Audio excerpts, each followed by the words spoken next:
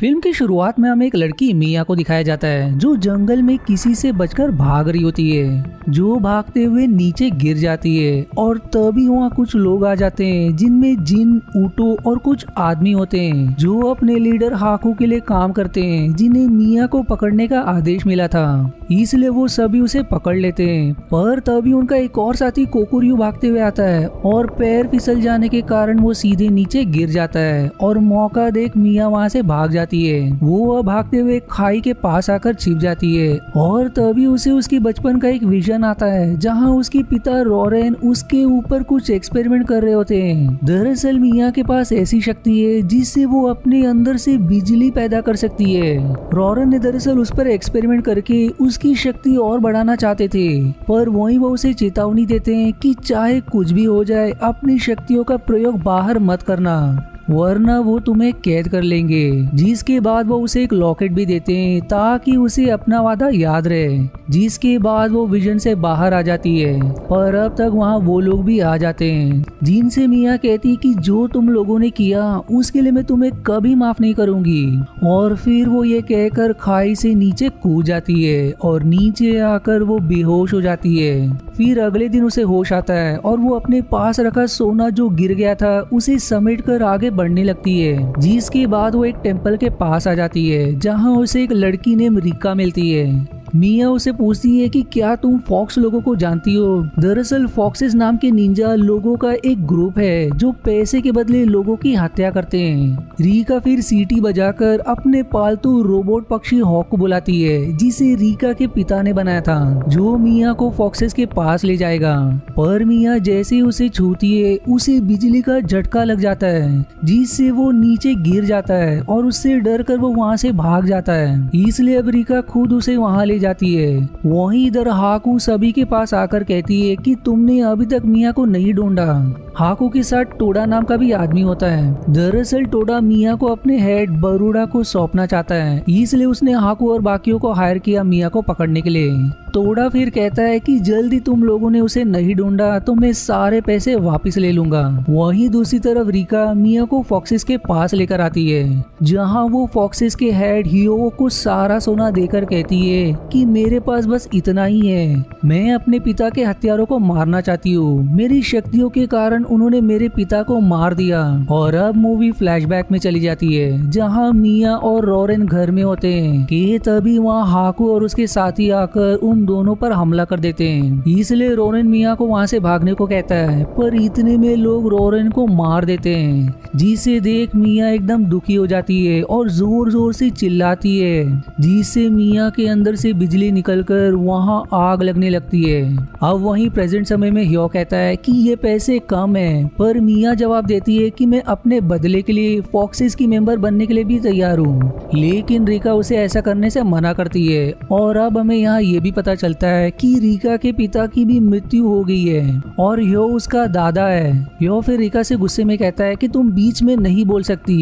फिर तभी एक मेंबर कहता है कि हाकू और उसके साथी यहाँ आ रहे हैं और अब देखते देखते हाकू और बाकी सभी सारे फॉक्स मेंबर पर हमला करने लगते हैं। इसलिए रिका मिया को वहाँ से निकालने की कोशिश करती है, पर बीच में ऊँटो आ जाती है जिससे रिका लड़ने लगती है। और तभी वहाँ हाकू भी आ जाती है और वो भी रिका से लड़ने लगती है जिसके सामने वो कमजोर पड़ जाती है। और अब वहाँ जिन और कोकुरियो भी आ जाते हैं जिससे अब चारों मिलकर रिका से लड़ने लगते हैं जो उसे बुरी तरह से मार रहे होते हैं। और अब रिका को मार खाता देख मिया अपने पिता का वादा तोड़ते हुए अपना लॉकेट निकाल देती है और अब अपने शक्तियों से सभी पर हमला करती है जिससे सभी आसानी से धाराशायी हो जाते हैं। और अब वहाँ यो बाकी मेंबर्स के साथ आ जाता है जिसे देख सभी रिका से कहते हैं कि हम फिर से लड़ने आएंगे, जिसके बाद वो सभी वहाँ से भाग जाते हैं। अब यूवी रिका से कहता है कि तुम्हारी इसी दया के कारण मैंने तुम्हें इस ग्रुप का हेड नहीं बनाया, तुमने आखिर अपने दुश्मनों को जीवित वापस कैसे जाने दिया। इस पर रिका कहती है कि मेरे पिता ने मुझे किसी को मारना नहीं सिखाया और मैं उनकी बात ना मानूं ऐसा नहीं हो सकता। अब अगले दिन मिया ह्यो के पास आती है जहां वो उससे पूछता है कि आखिर तुम्हारे पिता को उन्होंने क्यों मारा। जिस पर वो कहती है कि मेरे पिता पहले बारोडो के लिए काम करते थे और वो लोग मुझे अपने ग्रुप में शामिल करना चाहते थे ताकि वो मेरी शक्तियों का प्रयोग कर सके, और मेरे पिता के मना करने पर उसने उन्हें मरवा दिया। अब बारूडा का नाम सुनकर ह्यो डर जाता है। फिर मिया उससे रीका के बारे में पूछती है कि वो कहाँ है, जिस पर वो कहता है कि उसे सजा मिल रही है। इसलिए मिया घर में काम करने वाली मेर्सिया के साथ रीका के पास जाती है, जहाँ उसे पूरे फॉक्स मेंबर्स के कपड़े धोने का काम मिला था।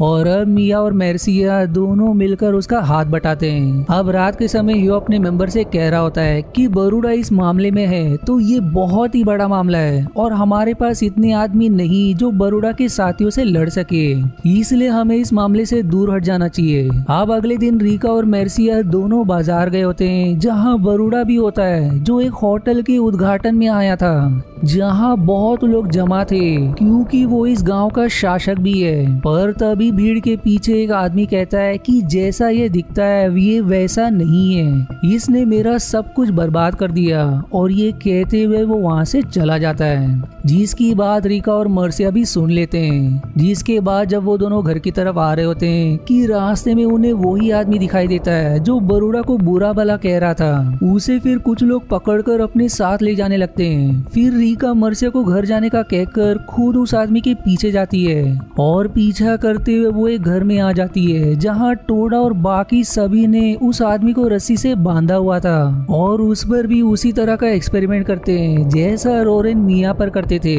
एक्सपेरिमेंट के बाद उस आदमी के पास भी मिया जैसी शक्ति आ जाती है, लेकिन वो शक्ति को नियंत्रित नहीं कर पाता और उसकी वहीं मृत्यु हो जाती है।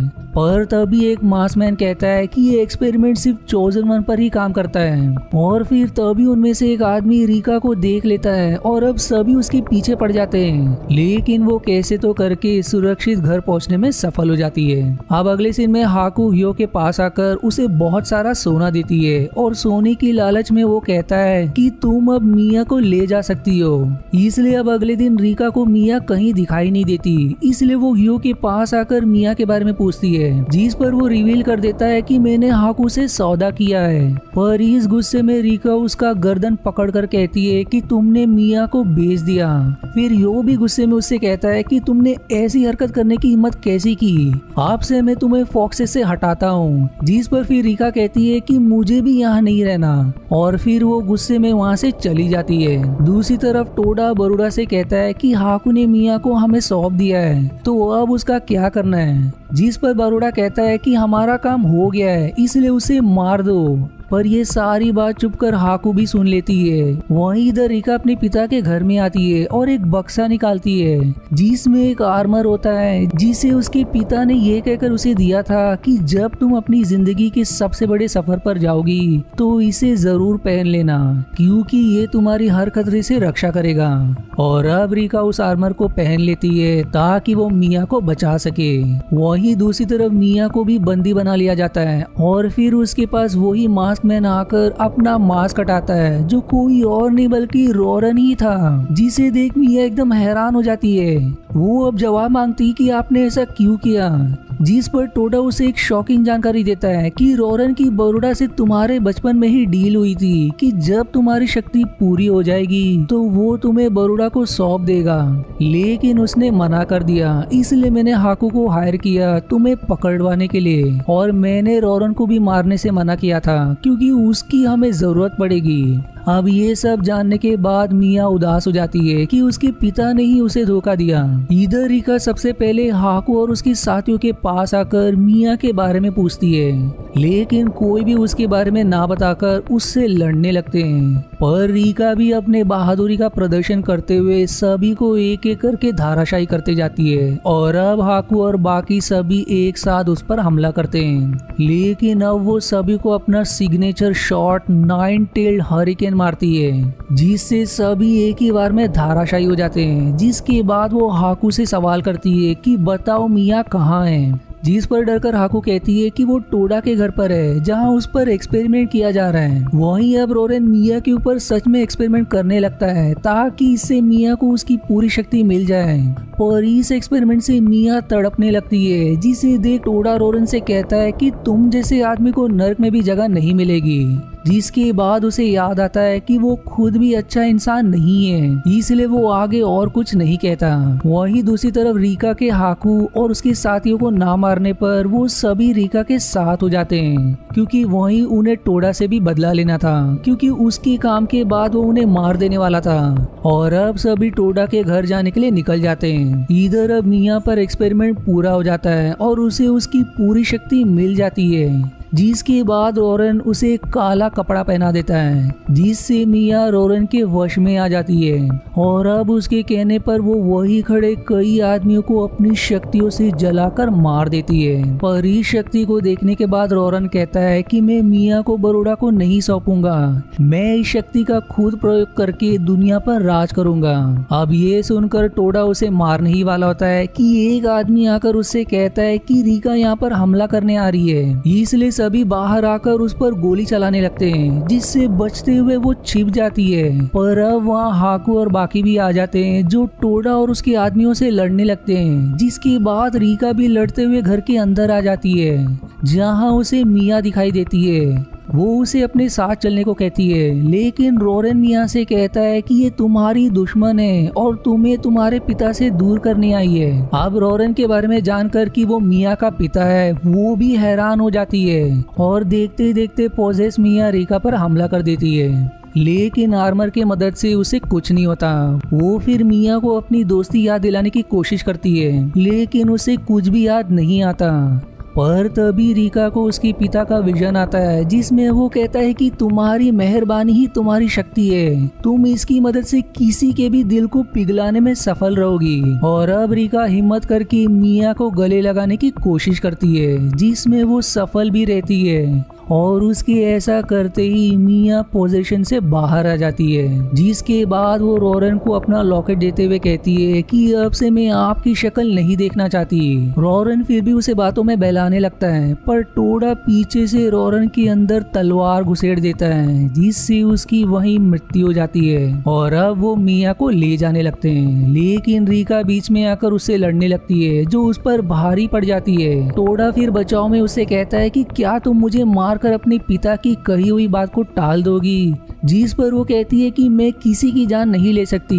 लेकिन फिर वो उसे ऐसा कर देती है कि वो खुद ही अपने आप को मार लेता है। वहीं अब हाकू और उसके साथी सभी से लड़ते हुए मारे जाते हैं। और तभी टोडा फिर से रीका से लड़ने लगता है, और अब रीका फिर से अपने सिग्नेचर हमले से सभी को मार देती है, जिसके खाने के बाद टोडा खड़े भी नहीं हो पाता। जिसके बाद वो मिया को लेकर वहाँ से चली जाती है। अब टोडा अपनी हार बर्दाश्त नहीं कर पाता, इसलिए खंजर से आत्महत्या कर लेता है। वहीं अगले सीन में बरोड़ा टोडा के असफल होने के कारण किसी और आदमी को हायर करता है, जो उसका काम पूरा करेगा। वहीं दूसरी तरफ रीका और मिया दोनों हीरो के पास आ जाते हैं, जहाँ वो उससे कहता है कि मैं दूसरों को मार कर समझाता था कि मैं बहुत ताकतवर हूँ, लेकिन तुमने साबित कर दिया कि बिना मारे भी युद्ध जीता जा सकता है। और ये कहकर वो बाकी मेंबर्स रीका के सामने झुक जाते हैं, और ह्यू फॉक्सेस के हेड अब रीका को बना देता है। जिसके बाद हमें रोबोटिक कुत्ते और गिलेरी की पेशेंट को दिखाया जाता है, जैसा रीका के पिता ने हॉक को बनाया था।